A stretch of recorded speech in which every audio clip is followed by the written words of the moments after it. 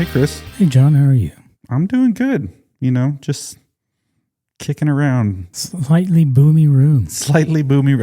I was just thinking the exact same thing. Yeah, you started talking, and then I started hearing it. Like, oh no. Well, we are in a different location. We are. Normal place of recording got flooded, so that was fun. Yeah. So just always on our toes, always moving around, Making adjustments as making necessary. adjustments. There you go. It's like the IT guys. I wouldn't even say creed. It's just what you do. It has to happen. Yep. So you learn to get creative really fast. really, really fast. How do I problem solve this ridiculousness? Mm-hmm. Anyway, hey, you got some beers over there. I do. Another pick six. Pick six. Hopefully no angry reverends this time. You never know. Yeah. I don't think we've had these on the show, and I'm pretty confident I haven't had these specifically. I've had other beers from these people. Okay. Yeah, I see real ale. Y'all like that crinkly bag? Oh my gosh. So what we've got, and in keeping with the theme of starting with a 10%, Yeah. although this is just a hair under, Okay. we should start with the real ale, real heavy. Real Scotch heavy. ale. Okay. I like Scotch ales. 9.3%. Nice. And then from there, we have got Deschutes. If you remember, we had one of theirs before. That looks familiar, but this is the Black Butte Porter. I thought it said black butter, and I was like, Black butter. I don't know what I'm going to do with that. That sounds like something that's going to just gonna roll with it. give my tummy some issues. And then the last one is the Alaskan Amber. Okay, I've seen Alaskan stuff. I actually have never had anything from Alaskan. So there we go. And special bonus. Really good. Do you want to tell the folks at home? So again, if you're not in Tyler, you probably don't have a Brookshire's, and you definitely, I don't think that there's another Fresh. Is there another Fresh? Do they have another Fresh? It's the only one so far. Okay, so Fresh is like the Whole Foods of Tyler? Brookshire's. Yeah. And they have one in Tyler, and they got these different things that you can get there that they don't have at other places. Although they may have this at a Brookshire's. I've never looked. It's possible, yeah. Anyway, they have a Cajun crab dip that's amazing. It is. So Kris did not know that I really like this crab dip, but so we're going to tear through it. he bought it anyway, and wow, it is. I mean, I'm in for a treat. You people have no idea what you're missing. We will see how well it pairs with the beers. Okay, there you go. I mean, that's legit. There's always a opportunity for being disappointed there. Yes. And I did make sure I brought my handy dandy There you go. Church fiber key. enclosure opener. The fiber enclosure opener. That sometimes function as a bottle opener. There you go. Looks good. I was like, I think I have one, but you're going to have to carry the show for a minute. Yeah. I got to go find it. Actually, I've got one in my pocket. Oh, reach. This table is too big for this. It is. We need to not set up this far away from each other next time. Well, it is what it is. Yes. Yeah. So speaking of gear, I found a knife that I really like. But I had been using it for a few months and gave it to a friend of mine to sharpen for me because I'm not really good at that. Okay. I know I'm not too insecure to say that. And this friend of mine, it's the kind of guy that doesn't have a lot of,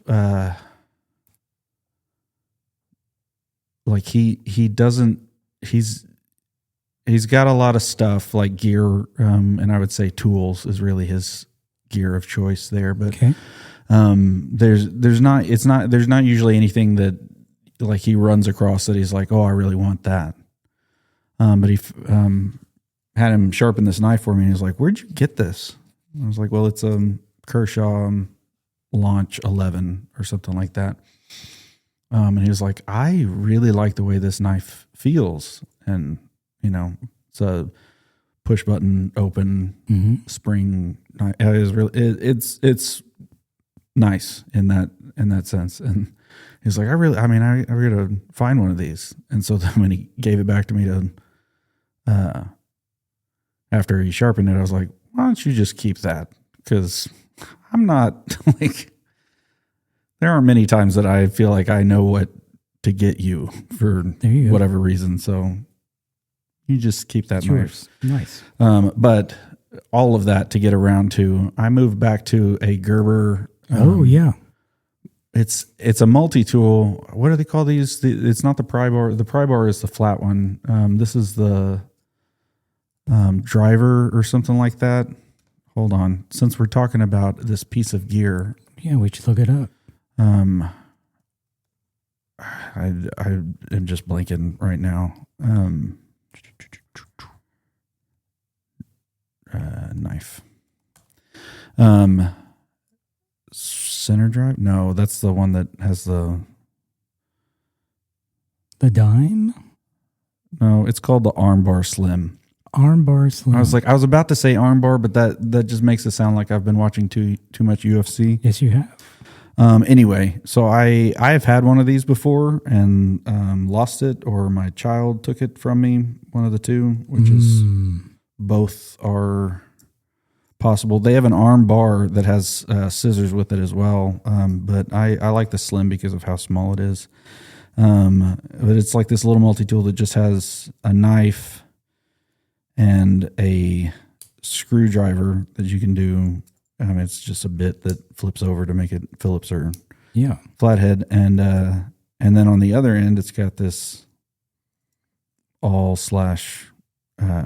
bottle opener. And I forget that I have this on me very much, but this is a perfect time to open it up. Open it up. Use the bottle opener. Not bad. So if you're a knives guy, we'd love to hear what your favorite knife is. Yeah. I think I'm carrying this, and then I have a bigger Kershaw in my bag that is frankly too big for me to put in my pocket most of the time. You got a little there bit. There you go. All right. So wait. Plano. Mine says Houston. Just saying. Cover the same one. Anyway. Yeah, I was trying to see. Real ale. Real heavy. They've got a few things on here. Yeah. So. Only in Texas. Yep. Working in the hill country. Okay. From a foundation of time-honored brewing tradition, Real Ale believes minimal processing produces maximum flavor. Sure. And it says part Highlands, part hill country. Yeah, I saw that. I like the part Highlands, part hill country. Yeah. And was looking for a little more. So they say on their site, this is the beer that started it all. With notes of rich chocolate and coffee, a luscious creaminess, and a roasted finish, Black Butte Porter doesn't only have fans, it has followers. No, that's the other one. Oh, I'm on the wrong. Oh, yeah, this is the real heavy. I failed. You jumped ahead. Fail. Can't believe you jumped ahead. Well, I misordered my tabs. It happens. I'll blame it on something. Sure. So let's try this again. Rewind it and reverse it. Okay. We'll just cut that out in post. Okay, here we go. The correct one. The real heavy Scotch Ale. A Scotch Ale brewed by metal aficionados could be called nothing else but real heavy. Our take on the wee heavy style, wee, W-E-E, is an imposing malt forward brewing weighing in at 9.3%. It is brewed with English crystal malt, English hops, and fermented with our house English ale yeast, resulting in a rich brown color and a toffee accented malt character, banging your head with a couple of pints of real heavy. I don't know how much of that was referring to English things when it's supposed to be Scottish. All the Scottish people are probably. Well, this is brewed in Texas. Yeah, no, we don't really have anybody listening to us. And for those that want to know, it's a 27 on the IBU scale, which is not bad. Not bad. Although they're worrying me with their constant reference to the English hops. I imagine England has more bitterness in them than we do. Just, Well, from their we're going to find out. demeanor. Well, you say heavy. Something's wrong with their hop. The bitter, and you crackers, people, crackers. They are the first people to have done the IPA, so you know something's wrong with them. Yeah. So where I was going with that, you were talking about bitter. I know. Ritz crackers, gotta love them. Yeah, you really do, or there's something wrong with you. Yes. So at the beginning of Hitchhiker's Guide to the Galaxy, when he takes Arthur into the pub, and he just walks in and he says, 6 pints of bitter and fast. Mm-hmm. And it's like, well, which beer do you want? And he just clearly just says 6 pints of bitter. Yeah. It's an IPA for sure. Oh, I have no doubt. All right, so here we go. You messed with your palate before the beer. You're right, I did, but I really wanted one of those Ritz. Let's see. Yep, that's a good Scotch ale. Mm-hmm. Getting a lot of founders out of this one. Yeah. Here we go down the hatch. Mm-hmm. Unfiltered. I can hear that. Wow, that's great. That's not bad. No, that's great. It's very that's smooth. Way better than Reverend. Way better than Reverend. It's very smooth. It is. It's that. I mean, it's what you're expecting. Yes. When you drink a Scotch ale, so definitely has that bourbon-y hit to it. That I don't know. I think some people would call it sweet. I don't really think of it as sweet. I don't know what that. No. Just bourbon. Yeah. Hold on.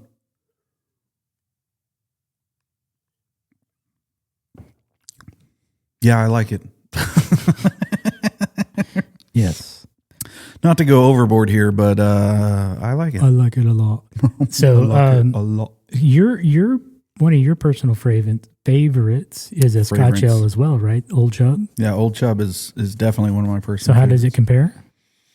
I mean, right there, I think that it's probably actually a little bit. I'm trying to factor in the that usually I'm just push that over to your side and then I'll take it in a little bit. We're trying to divvy up the crab dip here, guys. I'm trying to think about the fact that like I feel like if I drank Old Chub, usually when I drink Old Chub, it's colder than this beer is right now, and I would say Old Chub feels like it's got more of a bite at this temperature than this one does. So I'm not gonna. I guess smoother is the right word there. I don't really know. I don't know that I like it better, but I mean it's right there. I would say that with the crab is not bad. No, I wouldn't think it's bad. It's not a bad combo. Good. Did you ever watch Friends? Bits and pieces. Okay, so there's an episode where Rachel, who is not a cook, makes a trifle, but she gets she messes up the. I almost said menu. She messes up the recipe because two pages in a magazine stick together. Uh-oh. So she ends up making what's like on the bottom layer is a trifle, and on the top layer is like I don't know. Oh no, it's like shepherd's pie on the bottom or something like that, and a trifle. I don't know. It was weird. And no, like everybody hates it except for Joey, and he says, "What's not to like? Meat, good. Oh shoot, meat, good. Jelly, good. Whatever, good. Good. I just, not gonna be that guy, but. It's good. Go get you some of this crab dip. Yeah, it is the Cajun crab dip, not the spinach and feta. Yeah, not the spinach and feta. I can't recommend the spinach and feta, but the Cajun crab dip, really good. Really good. Got real crab in it, which we don't get a lot here in Texas. No, and apparently you should pair it with a real heavy. Yeah, there's a I don't know, substitute for crawfish most of the time here in Texas. Oh man, that's good beer. When was the first time you had crab? Oh boy. Was that a Bernard's thing for you? No, it would have been before Bernard's. I would have probably been somewhere between, I don't know, 8 to 10 maybe. Wow, okay. Because I can remember this was a big deal. Yeah. We went to Red Lobster. Whoa. I know. Cheddar biscuits. Woo, woo. Oh, bro. So we typically would only go when it was the unlimited shrimp. But on one of those, my mom got crab legs. Okay. And that was my first introduction to crab, and that was really good. Yeah. Now, crab legs there, you had to really work to get the meat. I bet. Yeah. So there wasn't a whole lot there. Yeah. But yeah, I was probably about that age. Yeah, I think I was, because even when we went to Red Lobster when I was a kid, no, I got some sort of fried something always, shrimp or fish. Yeah. Like, it was always fried. Because that was all I could really conceive of eating. I think the first time that I remember having crab, so I'm pretty sure it's the first time I actually had crab. I was in college. And we went to my brother-in-law's parents' house.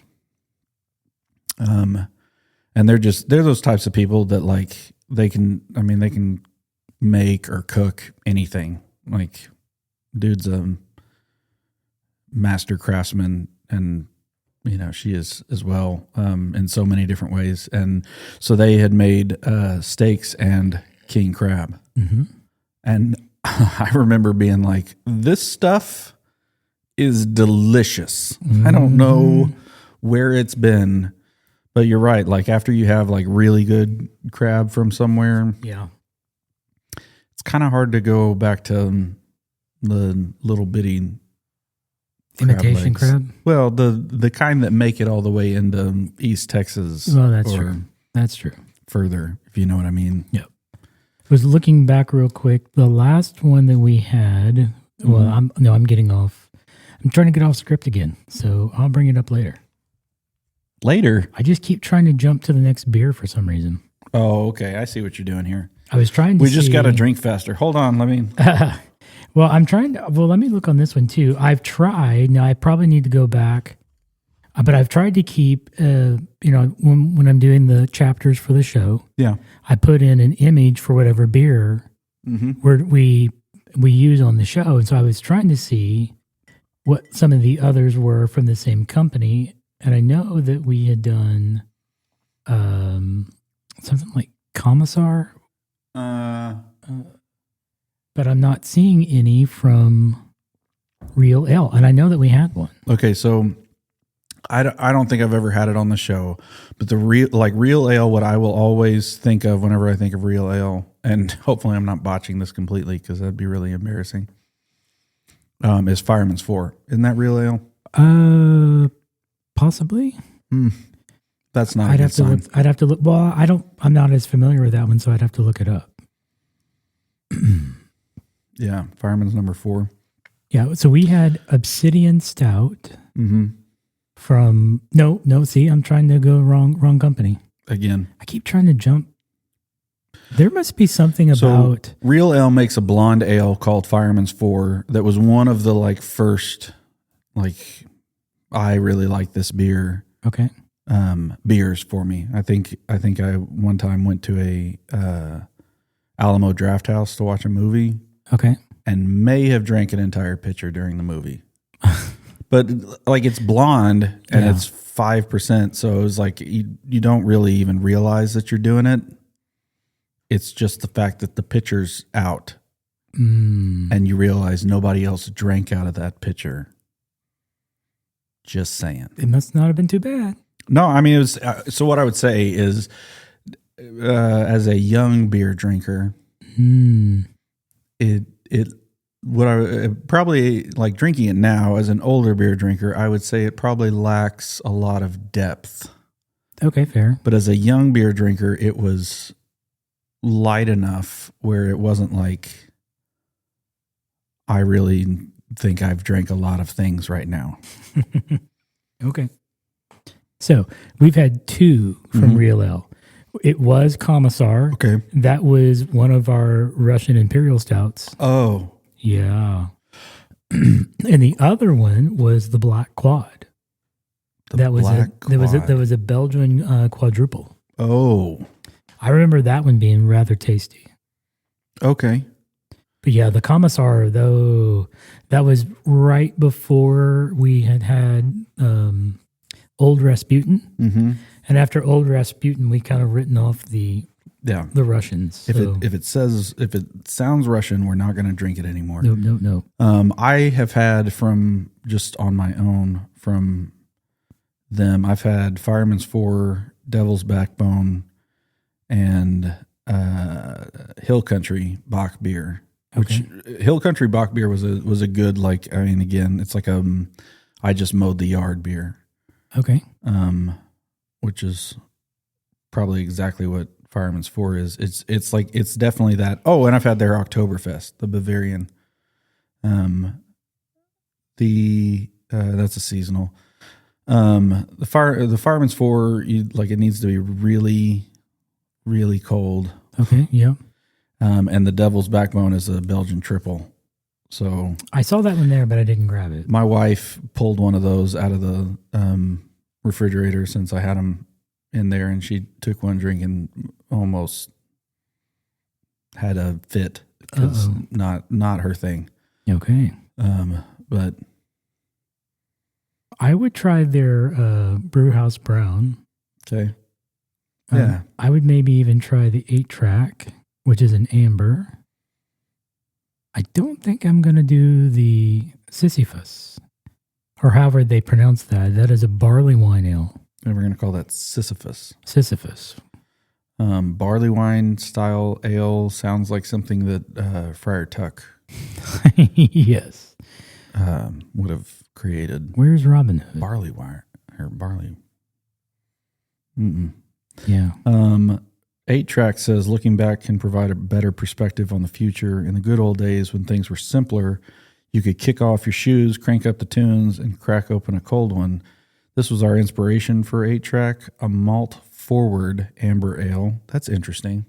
Well, they say this is malt forward too. Yeah, but I would say an amber, you're not usually malt forward. So malt forward, I feel like maybe feels heavier, and amber is not really where I would consider heavy. Yep. Designed to showcase the simple beauty of a well-crafted beer, cutting no corners and using only the purest ingredients. Sure, everybody says that. Deep flavors of caramel and toffee fade into a smooth finish. You know you're drinking a beer. That's weird. I would hope I know I'm drinking a beer. Now you put those feet up and crank up some tunes. It's a 6.5. Yeah. So it's not nothing. I'd be interested in trying an 8-track. I don't think that I really want to I don't really want to go the Sisyphus. That sounds like something I'm supposed to stay away from. I'm not going to say Avoid the clap, Jimmy Dugan. Hey, that's good advice. Anyway, they got a lot of IPAs too, which, if you're into that sort of thing, knock yourself out. More for you, because we're not going to drink it.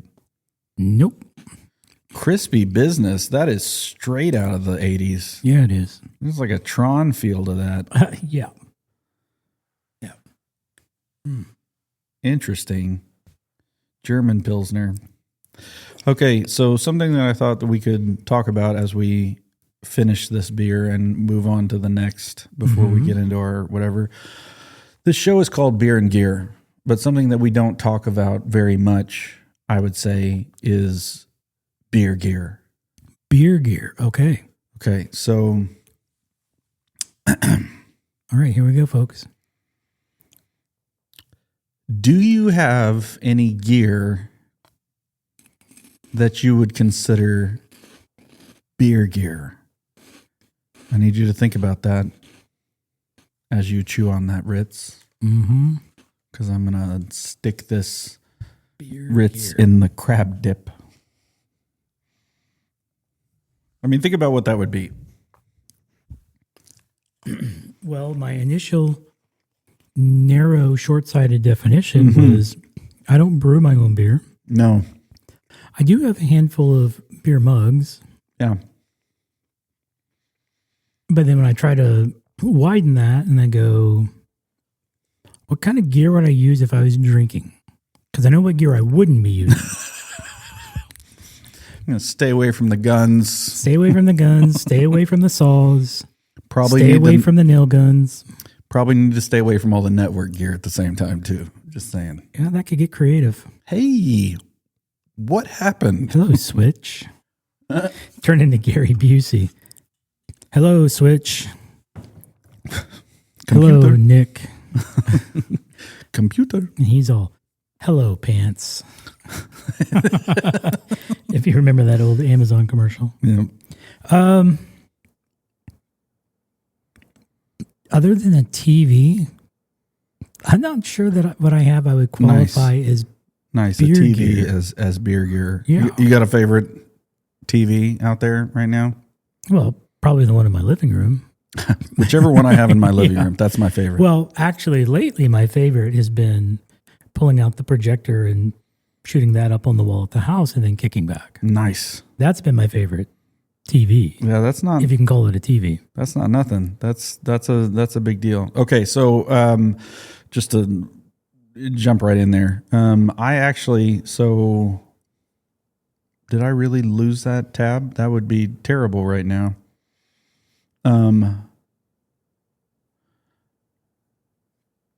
Surely not. Okay, there it is. So I was thinking about this, and gear is really anything that you use in order to enhance or make possible the thing that you're, whatever. So Okay. I really do think like you nailed it with the mugs. Okay. You got a mug collection. I actually am fascinated by the different drinkware that you're supposed to use with With type of alcohol and Okay. in general. Okay. Because I'm one of those guys that like, I grew up playing golf. My dad is a golfer, so I grew up playing golf. Mhm. And I didn't grow up playing golf well. I just grew up knowing that there's a lot of rules to Yeah. golf. Yeah. There's a lot of etiquette. There's a right way True, to do yeah. everything. Yeah. And there's a wrong way. And by there's a wrong way, I mean there's a lot of wrong ways. And I learned about every single wrong way to play golf because it's not usually kid friendly, especially not like ADD kid friendly. Not that kind of whatever. Okay. So I feel kind of the same way when it comes to drinkware in general. Like there's a lot of rules here that I don't understand. I have a friend who made kind of his own rule about it when it comes to beer, and that's I only drink beer out of pint glass. Mm. I don't like it can be glass or metal. I don't. He doesn't Okay. care, but he's not drinking beer out of other types of glasses. Okay. Like they bring it in a what's this one tulip glass, Ooh. which evidently is supposed to be used for certain things, and he's not really down with that. Okay. I think I could probably convince him with a mug or like a stein even, Yeah. but he really just wants it out of a pint glass. And by pint glass, I mean the American pint glass, not even the imperial pint glass, because that's got some curves on it that he's not okay with. Okay. So like there's the things like that. That's like, okay, you look at all the different beer glasses and you're like, well, this is my favorite one, so that's the one I'm going to buy. And then I pour all of my beers into them. But there are different like uses for these beers or these different for these glasses. Yes. There's supposed to be different types of glasses used with different beers, which is always funny to me because like we've got a Rotolo's here close to us, Mm-hmm. and then they also do it over at oh my gosh, what is that place? True Vine. True Vine for sure. Okay. And then Are you thinking of the one downtown? No, just the chain. Holy cow! It's BJ's. BJ's. There Thank you you. They do it at BJ's too, where they will bring out some. Basically, it's either a pint or a tulip. I mean, there's kind of some whatever. I guess I've never had them bring it to me in a tulip. I mean, I have the one that when we went for the other week. They were basically pouring everything into solo cups at that point. Yeah, I don't know if their washing machine was dishwasher. Sorry, not washing machine. Their dishwasher was just broken or what, but they were done with that. And then I've had a few people or a few different places bring me like a Pilsner glass, which is those like really tall, ones with the flat base. But there's the American pint. There's the Imperial pint, which is like the, British version of a pint. It's got like the little bulb, not bulb, but like the bump on the, like close to the top. There's the Pilsner glasses, which are tall and skinny. I actually have one of these at home from Disney World. Thank you very much. Okay. What's that place with all the different countries? Epcot. There you go.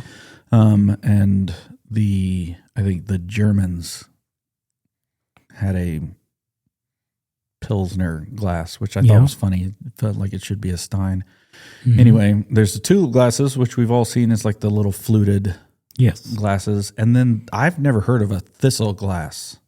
Have you heard of this? Okay. No. So it's like a reverse Imperial pint mixed with a Pilsner glass, or not a Pilsner glass, with like a goblet or a tulip, and that it's got the stem at the bottom, and then there's this littler bulb, and then it flares out from there. Yeah, I see that here. That one is a modified version of the tulip glass. The shape of the thistle glass resembles Scotland's national flower, the thistle, of course. It is characterized by a short stem, bulbous bottom. Sorry, I'm a 13-year-old. And elongated top section that's noticeably more sharp and angular than that of the tulip. You're supposed to drink Scotch ales in this and wee heavies. So that would have been a good glass for this. Then you got the goblet or chalice, which we all like to feel like we're Viking lords at some point. There's even an IPA glass, which, Lord help us, I don't even know why it exists. Nope. Which looks very similar, I will tell you, though, to a stout glass. It made me think of what you would use for a whiskey for tasting. Yeah. So a tulip glass and a stout glass look very similar to me, except the tulip glass has like a stem at the bottom, and the beer goes all the way to the bottom of the stout glass. Okay. It's called a Spiegelau. I don't know. Probably German. Designs a distinctive stout glass in partnership with Left Hand Brewing Company from Colorado and Rogue Ales from Oregon. And this deserves a spot in every beer connoisseur china cabinet. Okay. That was quite a sentence. Yeah, it was. The shape of the base and the angle of the bowl accentuate the roasted malts and notes of rich coffee and chocolate that define stout beers. I'm just saying, maybe I need to get you a stout glass. And then there's the Weizen glasses for wheat beers, and they're just tall. It's like somebody took a Pilsner. It's like a tall version of the yard glass. Yeah, there you go. Yeah, exactly. And it's for wheat beers. So evidently a wheat beer does well in a tall glass. There's a strange glass. Have you ever heard of a strange glass? That's basically just a tall, straight glass. It comes from that one. Strange, which comes from the German word for pole, which is hilarious. Is narrow, straight, and cylindrical. It's like a champagne flute, except I don't think that I would ever think of champagne flute when I see that. No. It's just narrow. It's very cylindrical. No, the image I've got in front of me shows two variations of the tankard mug. Okay. One is straight, and the other widens out towards the bottom. Nice. Either way, you put beer in it, I'm going to drink it. Yeah. And then there's the stemmed beer glasses, which look a lot like a wine glass. Yes. And then the beer mugs and the glass beer boot, which... I was actually going to make a comment about the boot. Being from Texas, it's like, yeah, but evidently did not start in Texas. No, but have you had a boot? I mean, I've had a smaller boot. I think this is talking about a bigger boot. Well, the boot that I've had, unfortunately they don't do it anymore, is Blake's in Columbus, Texas. No, but they had a boot that was 44 ounces. Goodness. It was amazing. When we would have our celebratory meal, okay, which is the end of the trip, we would go to Blake's. Yeah. Food's on one tab, personal beverages is on a different tab. I don't know what you mean. No, you're putting Dr. Pepper's on a different tab? Yes, Dr. Pepper's on the personal tab. That's weird. But we would get a boot. And I would typically get it with Shiner because that was about the darkest that they offered. Isn't that funny? You're like, what are you doing? Yeah. But it was so good. They would bring it to you right away. And so by the time you get to the end of your meal, you're getting down to the bottom of the boot. And it was good. So evidently this was like a Oktoberfest tradition. Okay. But like we have a lot of boot mugs in Texas because, boots. But I think the point was not for it to be decorative so much as the size of a boot. Yes. Well, I imagine somebody somewhere back there just used their took boot. their boot off and put it on the table and said, Fill it. Fill it, man. I could see it. Oh, yeah. And the other guys around said, they come in boots? Nice reference. Yes.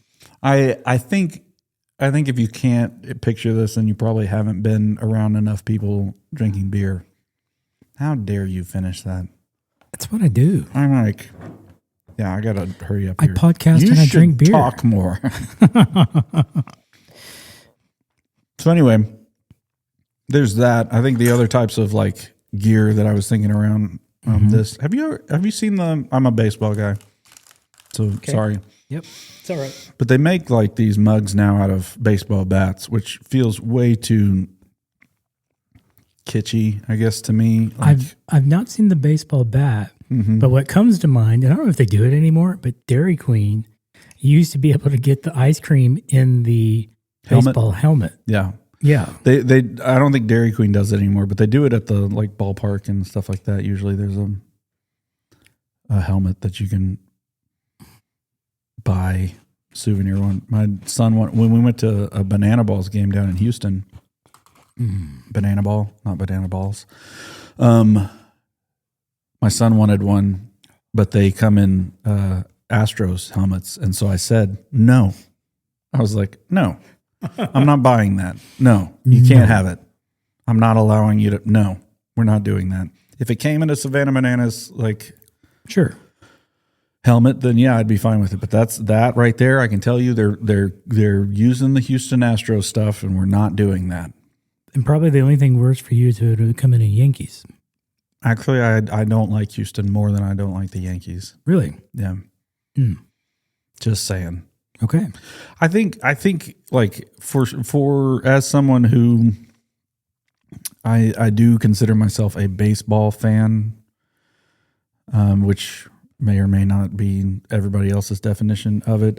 You can't discount the number of just historic players that have played for the Yankees. That doesn't mean that I'm an A-Rod fan. That means that like Mickey Mantle and Babe Ruth and Lou Gehrig and, Joe DiMaggio and all of these like old, like this, there's a reason that these guys are kind of legendary. And it makes me be a Boston fan for thinking about Ted Williams and Yastrzemski and all these other guys. Yep. And a Dodgers fan for kind of the same. I mean, there's a whole freaking day where everybody wears a Dodger player's number. And that, like, you can't. No, it was the Brooklyn Dodgers, not the Los Angeles Dodgers back then. But still, like, you can't discount like just the history of it. And as a lifelong Rangers fan, I think part of it, my feeling inside of that has to do with how the Rangers haven't been around for very long in the grand scheme of things. And so, my grandfather was a Cardinals fan because St. Louis was actually the closest team to where he lived in East Texas. And he bought his wheat from up there. Okay. When he had a bakery. Anyway, all these different things. I mean, like, there's like, I can watch the Dodgers and the Blue Jays and cheer for the Dodgers because, Jose Bautista was a Blue Jay and I freaking hate his guts. Like, anyway, there's a lot of baseball, I think, and a lot of guys that are baseball fans that would disagree with me about why I feel the way I do about the Yankees, but whatever. The other thing that I was going to say though is so I've always wanted a Stein, like a real Stein. Okay. Like I've gotten some little cute little Steins that are like, oh, that's neat. But like this is a Stein and this is for beer. Like I'm waiting on the right one for that. Like I'm waiting to see the right one for that. But Stanley actually has a cool little Stein. I would say it's even they've got a version that even has the top on it. Okay. But I just can't bring myself to get it because everybody's all Stanley, and I came in as a Yeti guy whenever the Yeti started doing their drinkware stuff. So Yeti, if you're listening, you're not. I get it. But if you're listening, can you come out with a Stein, please? Yeah, I see this Stanley. Intriguing. Yeah. But,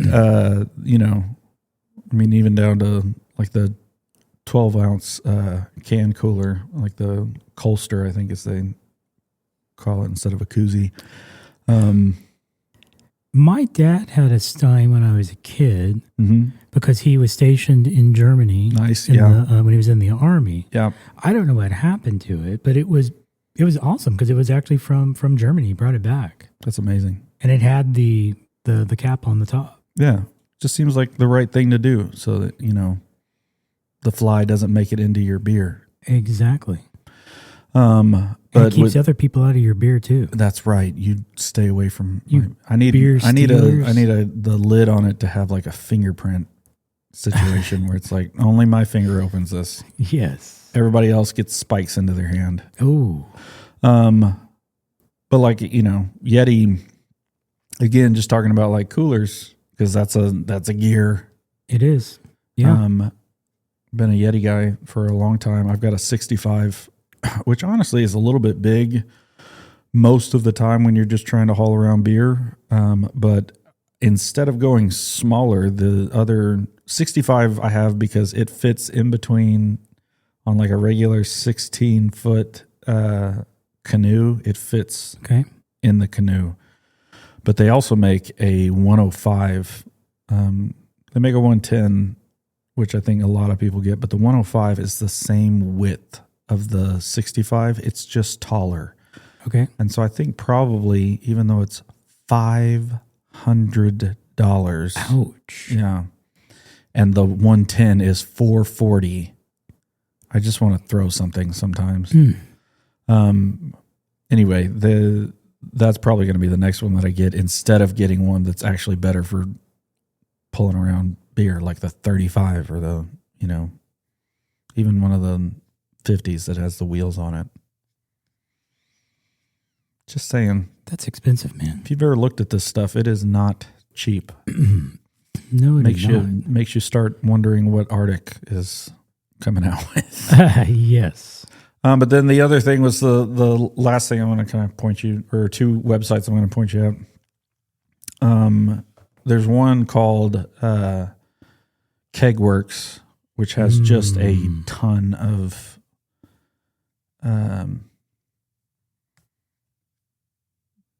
peripheral stuff. I mean, they're this is for like people who have bars or are building a bar or something like that.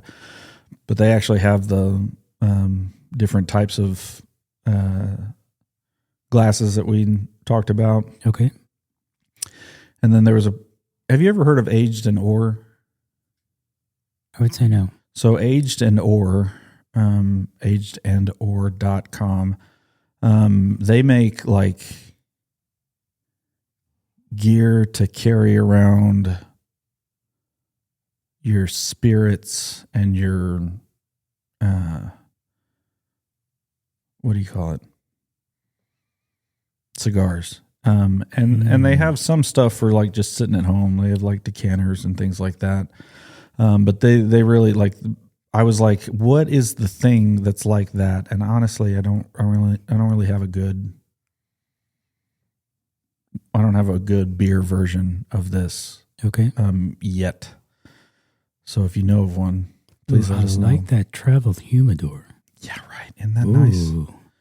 I think I bought that no, I didn't. I bought a different one. I was going to get that one, but I bought a different one for a friend of mine. I have the Neat Travel, which is really cool because it's actually that glass broke, which sucks. But it like is a glass that a little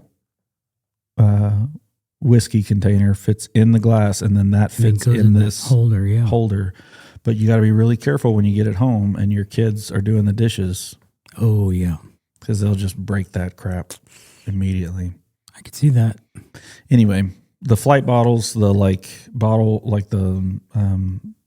little bottles that fit in a little container that zips up, and that's really cool. They've got a travel decanter. Anyway, all these things, and their little glasses, their neat glasses are, I don't know which version of the glass we would call that, but it's like a whiskey version of that tulip kind of without the stem. I did find there's a site called elevatedcraft.com. Okay. And they have a pint glass that I really am intrigued by that has it's like the glass pint glass. You can keep like a whole bunch of those in your freezer, which is what I like to do with beer glasses, put them in the freezer. And then they've got like these, it's almost like a koozie, but it's a metal outer that you slide the glasses into. And that's what you're holding on to so that your hand isn't freezing. But the bottom of those outer shells, what do they call it?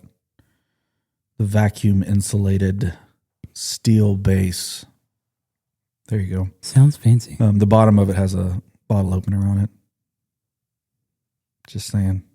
Sounds fancy. If there's a beer thing, it should probably have a bottle opener on it. Yes. I know there's a science behind the reason why they say this is the glass that you should drink our beer in, but I've never really tried to dig into that because like Chimay, we love Chimay. Yeah. We've just had it out of the mugs that we have, but they actually have their own glass. And then when you start looking at a lot of the other Belgian beers that are out there, typically it seems like every one of them that is a Trappist tends to have their own preferred glass that you would use. Well, a lot of these look like goblets. Yeah, the Chimay is for sure. Well, like the new Belgian 14 ounce is a snifter. A snifter. Which looks, it's got that stem to it. There's a bad joke and I'm not going to say it. I'm just going to stay over here. Let it go. Let it go. Yeah, those Chimays are definitely, they look hefty. I almost got that Chimay beer tasting pack that has the glass in it. Did not pull the trigger. That's why I have mine. There you go. They've got a Chimay Belgian beer, Stein. It's got the red with the sword on it. Anyway. This is a type of gear we've not talked about. This is a type of gear that we haven't talked about. And there's even a site called the Beer Gear Store. Oh. It's not the Beer and Gear Store. It's just the Beer Gear Store. Where you can find all kinds of fun little things. We all know what you've been doing in your spare time. Well, I mean, you know, you look for it every once in a while, and then you're like, oh, yeah, I found that, didn't I? Because I was looking at tap handles. Not that I need tap handles for anything, but I think they're cool. It'd be a fun thing to, like, collect, I guess. You find a tap handle for every beer that you really liked. Yeah. Oh, we didn't even talk about, like, openers. No, we didn't. What's your favorite like you've got your well, I have the one on my keychain. You got the one on your keychain. And then I've got the one that I typically keep in the backpack. Yeah. I don't remember the name of the brand, but it's the one that you see everywhere. It's kind of horseshoe shaped, and it's got the opener on the one end of the horse track, and then the other end just got the circles. So you can just kind of hang it up. Yeah. Oh. I'd be in trouble for this one. Oh, that's a horrible version too. Oh my gosh. I kind of butchered that. I was looking up beer tap handles. Mm-hmm. And if anybody has ever seen the movie Dogma. Yeah. They have the Buddy Jesus. Yeah. Well, it's a Buddy Jesus tap. But then when you actually click on the image to look at it, they kind of butchered it. Oh, that's terrible. Yes, it is. I guess it's really small. Hopefully it's really small. That looks pretty butchered to me. I was not expecting to see that in the beer tab search results. Well, there you go. Anybody got a favorite koozie out there? Just saying. Oh, we can do. Oh, is that? Really? I bought an inappropriate one time for like a road trip with my wife. Okay. And she threw it away when we got home. Oh. I was like, good for you. You got in trouble. I did not. I mean, I did, but not like I knew what I was doing. It was not unintentional. Pushing the buttons. That's what we do. She said, I am so disappointed in you. I am so disappointed. I don't even know how to tell you. That's some of the worst when you get that from your parents.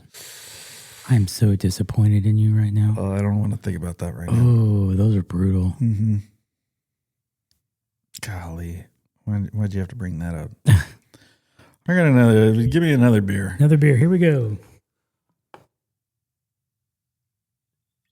The Porter. The Black Butte. Whoops. Boom. Kris, that says butt. Butte. B-U-T-T-E. This is a family-friendly show. What are you doing? I'm just saying.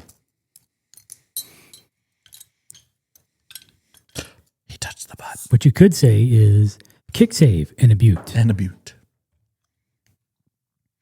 And if Jason any of you will kiddies appreciate out there, that joke. Jason, you don't get to answer. Any of you kiddies out there know what that's from? I think we've said it though before. Never mind. We potentially have. Yeah. So there's a couple of things that we should talk about real quick before we get towards the end. First of all, we passed our 2-year anniversary and then just didn't even talk about it. Didn't even talk about it. We just kept going. 3 or 4 shows back now. Yeah. I thought it was just 2, but maybe 2. It's all every that to other say, week that really. Happy anniversary. Happy anniversary. Yeah. Crazy Cheers. to think we've been at it for 2 years plus. Can't believe you forgot our anniversary. Yeah. Yes. And then 2. I am disappointed. Is we got to indoctrinate my son on his 21st birthday. We did. And that was huge to me because you were there, Jason was there, my dad was there. Yeah. And so he got to be surrounded by some guys and just have a good time and try some different beers. I got a bone to pick here, Jason. Uh-oh. No beer? He was in the middle of his carnivore. You don't have to stand up for him. We're on the show right now, Kris. I heard his excuses in the moment. Yeah. But like, no beer, really? And he wasn't in the middle. He was almost at the end. Yeah. So, yeah. Are you done yet? Should we go? Thursday. Okay, so after Thursday, we need to go take a trip. Mm-hmm. It sounded like maybe he wasn't going to come back. Jason? So, but it was cool for me. Nobody likes a quitter. To share that milestone with you guys. Absolutely. It was so cool of you to invite us into that. Yeah, and it was awesome that it just happened to fall. That was the right night for his birthday on the Saturday, which was nice. Mm-hmm. And I love the fact that he agreed that he would never drink another IPA in the rest of his life. Yeah. So that was quite fun. The pact has been formed and sealed. And He gets it now. And he got to hear John share the story of why you don't drink IPAs. Yeah, no, that's disgusting. So, guys, it's not meant for consumption. And I am glad that my dad didn't try to get you off into the girl conversation. That was kind of nice. We were over there ordering the pizzas, and Garrett and I'm just kind of looking back, and I'm like, I should have warned him before I walked away. It's funny. I mean, honestly, though, it was a little bit loud in that room, so he could have said something and I didn't hear it. Yeah, that's fair. So, but one other thing. It's like, why did he respond that way? It's because he couldn't hear what you were saying. Garrett and I went to BJ's on Saturday night. Okay. To try another round to see what he might like, because they do a flight of beers as well. Okay. So he liked the Jeremiah Red. I think that was his favorite of it. That's one of my favorites. He liked the Tatanka Stout. Yes. And I know he liked it because he completely drank the entire flight, like he did the Jeremiah Red. We did not like the Oasis. Okay, that's one of my It was okay. Yeah, I've gone back to that one a few times. He took a couple of drinks and he just left that one sitting. And then separately, what do they call it? They got rid of the PM Porter. Was it too bitter? Like, why didn't he like the Oasis? He felt it was hoppy. Okay. So. That's interesting. What is the name of the new one? The new Porter? That replaced the PM Porter. Which one was the 10? Was that the Tatanka? Tatanka. Yeah, the new Porter is called Sweet Sin Chocolate Porter. And you do taste Ghirardelli chocolate, which is exactly what they say on the menu. Like a dark Ghirardelli chocolate?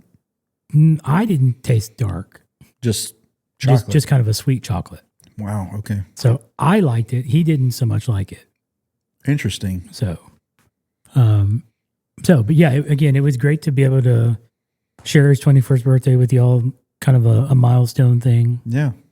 Unfortunately, all his friends are underage, so they couldn't partake. Yeah. So maybe a year from now, as his buddies start to hit 21, he can be a part of what they're doing. He can share the pact of not drinking IPAs. Yeah. Don't raise another generation of IPA drinkers. No, that's all I'm saying. No. Okay, so I'm realizing we opened this and we didn't talk about it. I haven't even taken a drink yet. Oh, I did. Ooh. So I'm just gonna say that I like the real heavy more than the fair. Black Butte, but fair. So they say this is me going back to the beginning of the show, folks. So yeah, it's gonna sound like you've already heard this. I'm like, wait a minute. This is the beer that started it all, with rich notes of chocolate and coffee, a luscious creaminess, and a roasted finish. Black Butte Porter doesn't only have fans; it has followers. Weird Tastings, pairings, gatherings. There's nothing this classic can't do. And they say flavor is chocolate, coffee, and creamy. The malt is a dark chocolate malt, wheat Crystal 75 malt, premium 2-row malt, and Carapils malt. The hops are Cascade and Tettnang. That almost sounds Asian to me. Yeah, I don't know anything about that. I don't know that. But it's available year-round. So here we go. You would think if they're calling it their like starter, the classic, that it would be available year round. Yeah. Go ahead and drink. I mean, it's fine. There's nothing. I'm not like against it, but it just it doesn't taste as good to me. And I don't think it pairs as well with the crab. No, Which is that's a big deal. big deal right now because the crab is so good. Yeah, it is. And you would think something from Bend, Oregon would taste better with crab. You would think so, yeah, being on the coast. Come on, Oregon. It almost tastes flat. Interesting. I don't Is think how I would flat was describe the- it. There's no bite. There's no carbonation of any kind of feel. It's like the flatness feel of a flat soda. They're just like there's nothing. Yeah, there's nothing there. I had that on one of the ones that we had last show or the show before that. I can't remember which one. This one, I don't know. I guess I'm probably, because I just had some of that crab dip, I'm getting some of the, it's hard to tell like the spiciness of the crab dip. And it's not that the crab dip is spicy. Don't get me wrong. No. But like that Cajun element of it, I think is making it taste a little bit like it's got some more bite to it than it does. To me, it's the end of it. The very end of of this porter is like, hold on, let me try it again.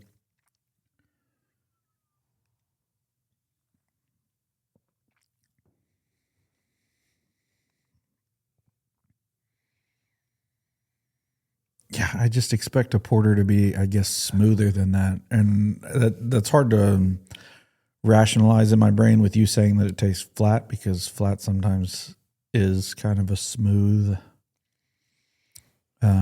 But it's not like, I'm not really getting a flat. I'm getting a weird finish. What doesn't come through is the chocolate. Yeah, no, not and at all. typically with the porter, I expect chocolate.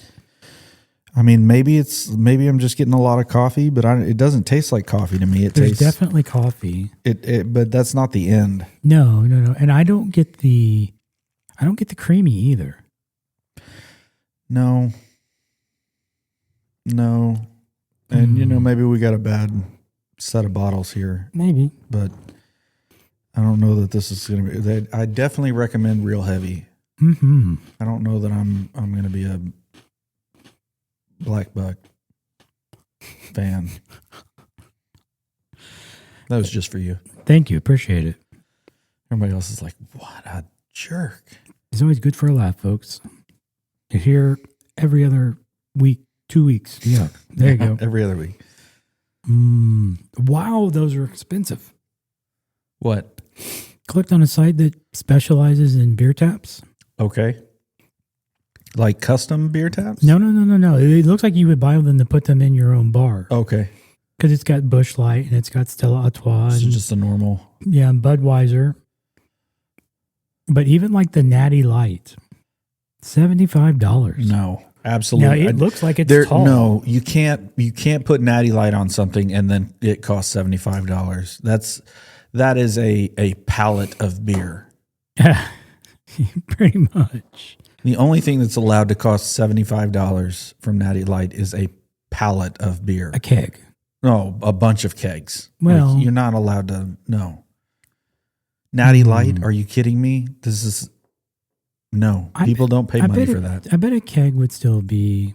Well, I don't even know what a keg goes for anymore. Well, no, but I'm saying it shouldn't. This is me with. I'm the old man who's saying gas is too expensive. Yes, it definitely is. But poor you know Mr. what I'm saying. Sasquatch. There's a Sasquatch tap, and unfortunately, the screws going right up the back end. That is not nice. Sorry, Mr. Sasquatch. A Natty Light keg is $90. Oh my gosh! I'm not. The only way to okay. justify that is you've got to get it so stinking cold, because it changes in my opinion, it changes the flavor profile. And Natty Light starts to taste pretty darn good. I don't think it tastes good no matter how cold it is. I would argue that the colder it gets, the better it gets. Well, absolutely that's the case. I just don't think it ever gets cold enough to...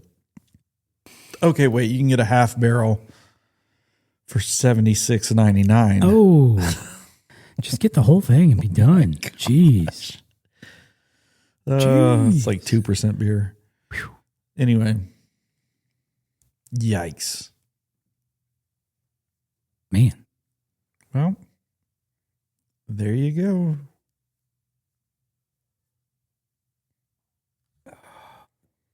I don't like you. No, it's not one of my favorites. So that kind of gives us 2 from them, I guess, now. That we've not been pleased with. Deschutes. What was the other one from the Black Obsidian or Obsidian Black? Let's see. Hold on. Because that sounds like one that I liked. Deschutes Brewery.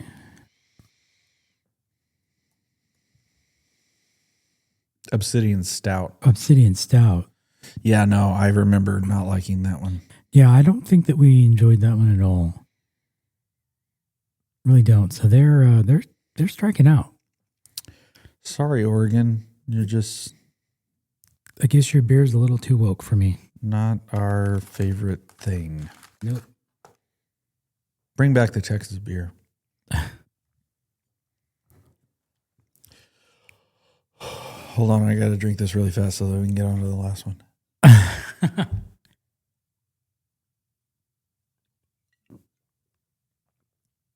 yeah. You said, oh, yeah, I just can't say it.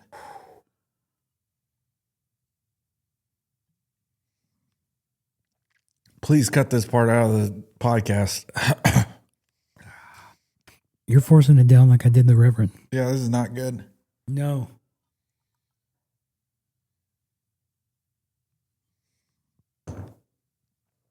Okay, I did it. Oh. It's making me wish that I had kept some of the real heavy to like fix that. It's like the more you chugged it, the worse. Oh. Yeah. And let me just say, like, it is not the worst beer that we have had. No. It is hard to go from one that I liked as much as the real heavy to that. Because that doesn't feel right. Like, that feels like I have made an enormous mistake. And that's a second beer. What have I done? If that had been the first beer, like, I really don't think it would have gone well. Boof. All right. So we're going Alaskan? And so this is a red. This is a red, yes. Do you have a, what do you call it? Security breach talk for us? Or not? I was supposed to. However. I do not. Because we were going to do a Linux breach, right? We were going to do a Linux breach. So yeah. Let's see what I can pull off the top. Off the top of your head. Well, let me just say, like, go check out Elevated Craft. It seems like they got a lot of stuff. Aged in ore, if you're into the more Scotch, bourbon, whiskey side of things, maybe you want to be able to take that stuff with you. Or if you like the show, then how about donating? Will they save you money on therapy, do you think? Travel humidor, whatever you call it. And then tell us what your favorite Stein is, because I would love to know if anybody has some Steins that they're like, oh, this one, you should get this one. Because I'll go get it. I'm a fan.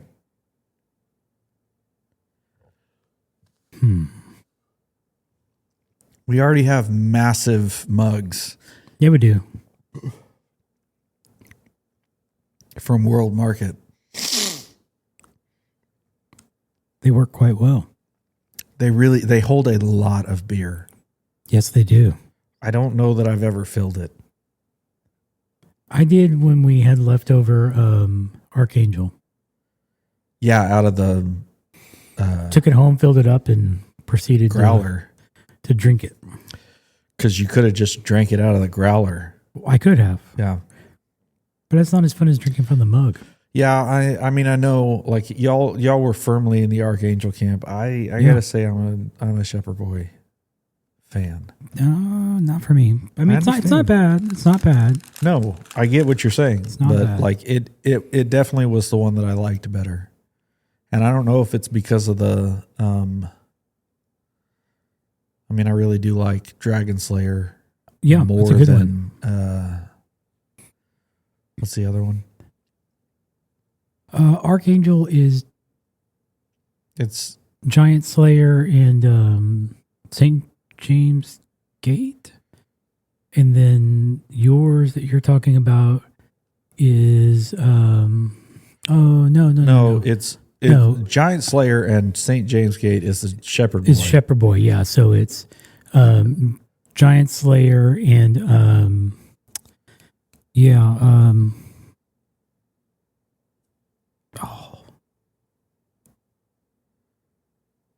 oh, it's killing me. Whatever their other stout is. Yeah, Sanctimonium. Sanctimonium. It's because I don't really like. I'm not a huge Sanctimonium fan. I think. Oh, I like the Sanctimonium. I think I like Giant Slayer better than Sanctimonium. That's close. That's tough. Go to True Vine and tell us what you think. Both of those are good. Did you find something from Linux? Not quite. What Man, I I'd was hoped stalling for. like nobody's I know business. you were doing a I great was job. Trying so hard. You were doing a great job. And Right, I'm gonna try this Alaskan Amber, and we're gonna Okay, find let's out do that. what we think here. All it's right. a 5.3 alt style ale. That's weird. Yeah. Does that have a? So whatever? it says the name of this beer style comes from the German word alt, meaning old. Oh, This refers to the aging that alts undergo since they ferment more slowly and at a colder temperature than most ales. Slow fermentation helps condition the flavors in Alaskan Amber, contributing to its overall balance and smoothness. okay. You need to smell this before you drink it because it is not what we've been drinking. There's some apple juice in this. I'm just saying, like, we're about to experience something very different than what we were just drinking. So just from the smell, I can't actually see the color of this beer. I'm going to say this is a lot lighter than, like, this is probably a light red. I don't think this is a normal amber. Well, let's find out what we got. Yeah. Take a minute. You've preconditioned me to what to expect now. Well, you smell that, right? Am I making that It's up? a little sweet, yeah. It's All right, here we go. okay. Here we go.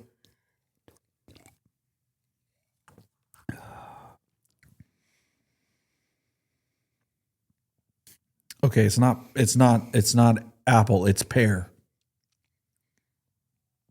That's pear juice. That's what that tastes like to me. That's pear juice. And I have had two. So a 9.3 and a 5, right? Is it 5? Where's the 5.5? 9.3 and 5.5. I'm telling you, it's not an apple juice beer. It's like a pear juice beer. Okay, here's what they say. Pear. Rich, malty, and long on the palate, with just enough hop backing to make this beautiful amber-colored alt-style beer noticeably well-balanced. Alaskan Amber is made with a generous blend of the finest quality European and Pacific Northwest hop varieties and premium two-row pale and specialty malts. Our water originates in the 1,500 square mile Juneau ice field. Did you just Juneau? I Juno'd the Juneau. Okay. Yeah. All Whatever right, that well, means. There you go. And the more than 90 inches of rainfall we receive each year. It's an 18 on the IBU, which I would agree with. Oh yeah, no, it's not bitter at all. So, and then what is the history? Yeah, the story behind the label. The story behind Alaskan? That's what it says. Okay. The story behind the label.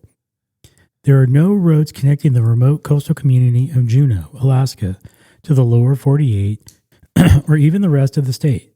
Everything must travel by air or sea. Ocean-going vessels, from fishing trawlers to small skiffs, are a common sight as they travel the icy waters of southeast Alaska. Each evening, fishermen from all walks of life return to a safe harbor and close the day with a cold Alaskan Amber. I'm going to call bull on that last line. Yeah, I don't think so. I think they're probably going to go with something that's going to heat them up a little more. This is for sure a lawnmower. Or sorry, I shouldn't say lawnmower because that's an actual beer. This is I just finished mowing beer. It's I cannot get over the pear taste. Like it tastes like you know those like canned pears. Yeah. It's like you drank the pear juice. The pear juice out of I get it. There's some water in there, but like other than that, what you taste is pear juice. And I would be willing to say it pairs well with the crab dip. Joke. Yep, sorry. Pear juice, pairs well? Pairs well with the crab dip just because it's so sweet compared to like the Cajun flavor.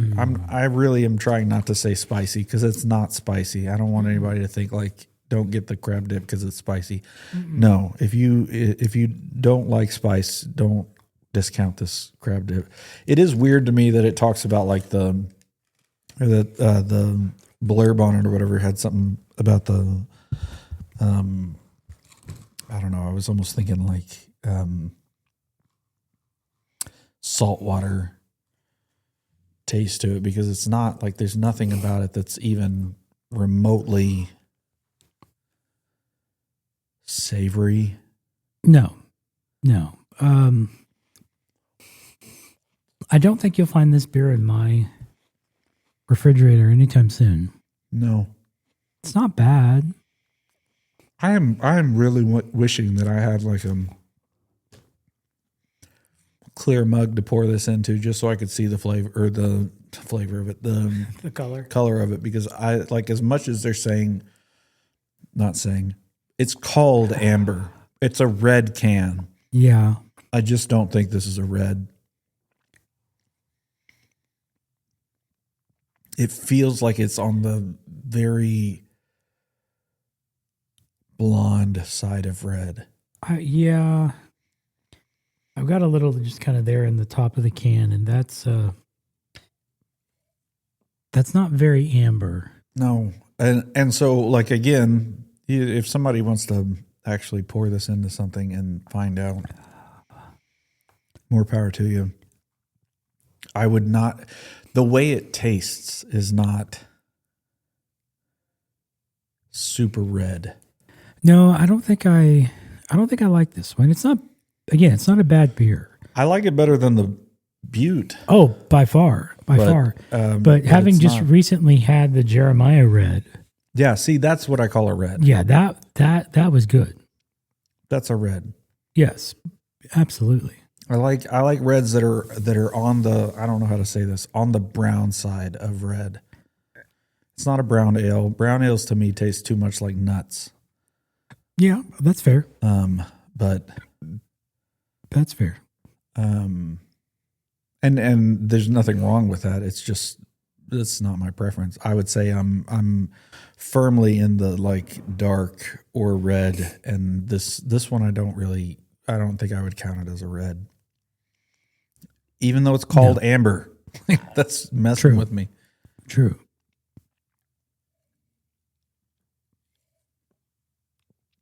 But maybe that's a byproduct of drinking too.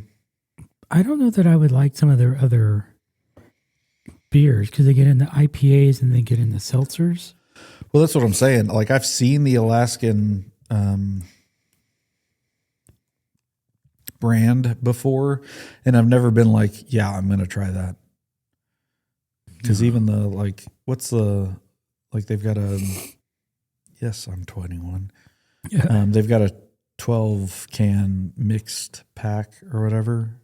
And what is this? There's a Husky IPA, a white, and a Kolsch. So these are not really our beers. And I would say probably the Amber is more on the pale side. Yes. Than ambers that come from brewing companies that maybe have a darker beer. Yeah. Now, I will say, after the last show, I did try the Kolsch. Yeah. I haven't had the Heffa yet. It's still sitting in the refrigerator. I mean, it's a wheat beer. The Kolsch was not bad. It's not my go-to beer, but it wasn't bad. Okay, what did it taste like? To me, it just tasted like what I would just call a textbook light beer. Okay. I mean, there was nothing spectacular about it. It was reasonably smooth. Needs to be really cold. Yeah, and whether it was cold or not, I don't know. As far as cold enough. But I mean, it wasn't bad. Uh-huh. I don't know that I have a whole lot more to say about it other than it wasn't a bad beer. There's a lot of beers that fall into that category. Oh. They're not bad, but I just don't have a whole lot to say about them. And especially after you've already drank it and you don't have a lot of description for it, it's just kind of, yeah, it's okay. It's meh. Yeah, that's why we do this while we're drinking it. Correct. Yeah,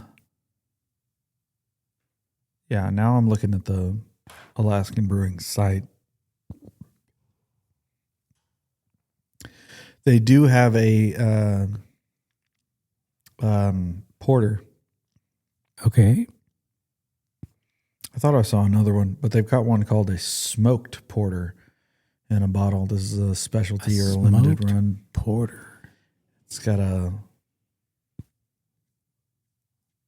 I don't know, reindeer on the front of it. Known as a Rausch beer in German, smoke-flavored beers were virtually unknown in the U.S. until Alaskan smoked porter was developed in 1988. The dark, robust body and pronounced smoky flavor of this limited edition beer make it an adventuresome taste experience. So this makes me wonder, like, is this like the bourbon aged version or the Scotch aged version of like a bourbon beer? Or is it like, what kind of smoke are we talking about here? Yeah. Alaskan smoked porter is produced in limited vintages every year and released every fall. So it is every year and every fall. Unlike most beers, this smoked porter may be aged in the bottle for years, much like fine wine. So they just hold on to it for years. That seems like something that's like an IPA. Like you shouldn't drink this when it first arrives. Correct. Wait a while, please. You'll thank us later. Yeah. I don't know what to do with that. This feels like they don't, it's just not like darker beer is not their thing. I would agree. Please tell us if we're wrong, but this is the general. Yeah, I don't know that I'll be trying an Alaskan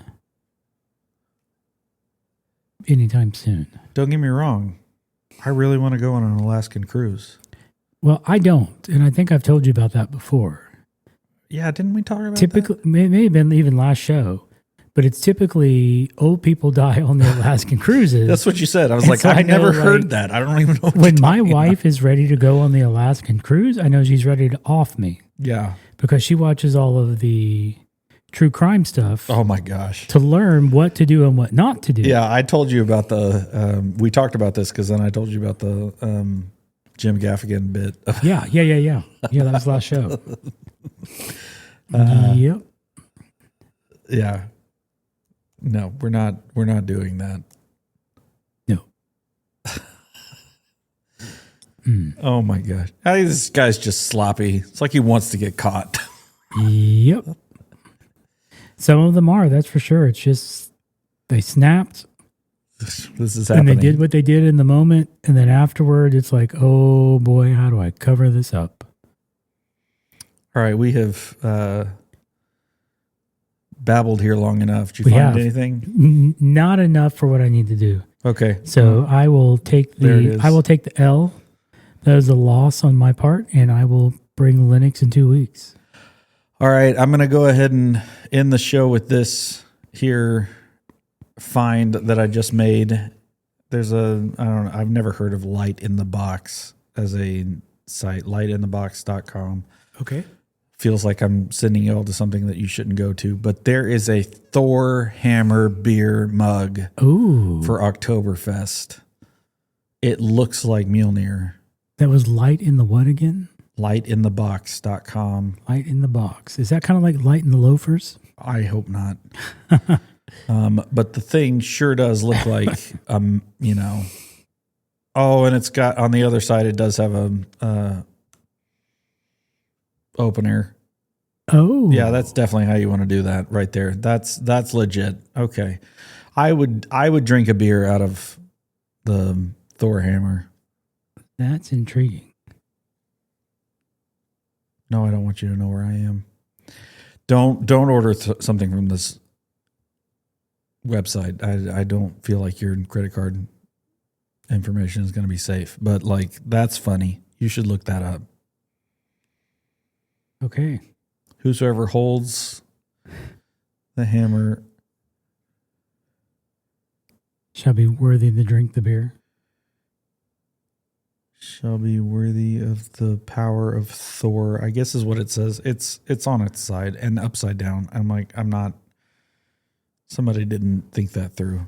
No. Yeah, shall be worthy of the power of Thor, which is direct from the movies. But I do, to your point, I do like the if he be worthy, the opener on the bottom. That's kind of nice. Yeah, for sure. And I see it in gold and in silver. You know, in case you want to get. I'd take the silver. Yeah. If I was picking.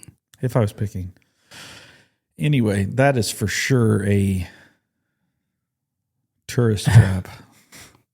They have a regular, looks like a coffee mug, but it's got Santa. Beer and mug. It says, it's the most wonderful time for a beer. That's all the time, right? That's all the time, yes. All right. Thanks for joining us. You enjoyed it. Thank you, everybody. I'm going to sit here and eat some more crab dip. Sounds good. See you. See you.